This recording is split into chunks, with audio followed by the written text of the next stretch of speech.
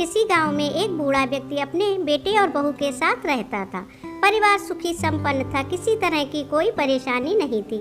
बूढ़ा बाप जो किसी समय अच्छा खासा नौजवान था, आज बुढ़ापे से हार गया था। चलते चलते लड़खड़ाता था, लाठी की जरूरत पड़ने लगी, चेहरा झुर्रियों से भर चुका था, बस अपना जीवन किसी तरह व्यतीत कर रहा था। घर में एक चीज अच्छी थी, शाम को खाना खाते समय पूरा परिवार एक साथ टेबल पर बैठकर खाना खाता था।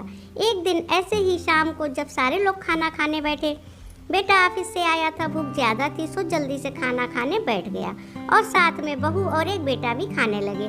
बूढ़े हाथ जैसे ही थाली उठाने को हुए, थाली हाथ से छिटक गई, थोड़ी दाल टेबल पर गिर गई। बहू बेटे ने घृणा की दृष्टि से पिता की ओर देखा, फिर से अपना खाना खाने में लग गए।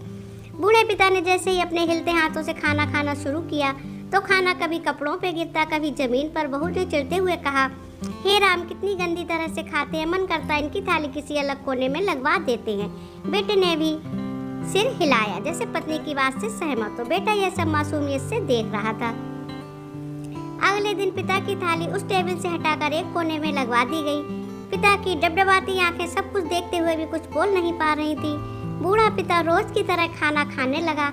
खाना कभी इधर गिरता, कभी उधर। छोटा बच्चा अपना खाना छोड़कर लगातार अपने दादा की तरफ देख रहा था। माँ ने पूछा, क्या हुआ बेटा, तुम दादाजी की तरफ क्या देख रहे हो और खाना क्यों नहीं खा रहे हो?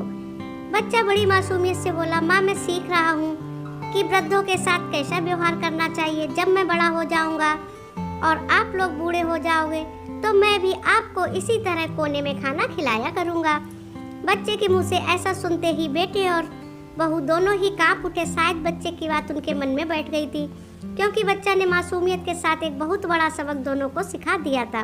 बेटे ने जल्दी से आगे बढ़कर पिता को उठाया और वापस टेबल पे खाने के लिए बिठाया और बहू भी भागकर पानी का गिलास लेकर आई कि पिताजी को कोई तकलीफ ना हो।